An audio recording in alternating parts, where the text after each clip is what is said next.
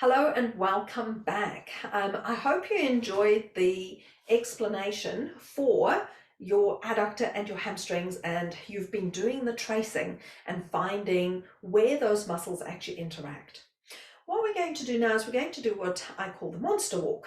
And for this, we're going to work the outer and inner thigh, and we're going to work on that side shift of the pelvis that we use when we're walking forward, but we're just going to amplify the movement. So it's very easy to feel like a penguin waddling.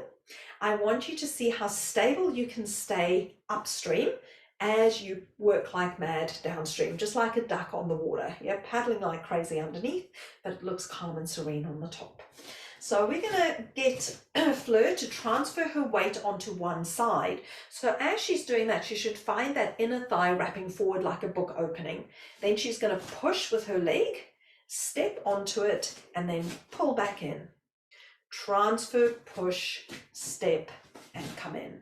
Transfer, foot lifts up, step, come in. Good, and then we go the other way. Now we stand on this leg, push, step, pull in, transfer, push, step, pull in, transfer, push, step, pull in.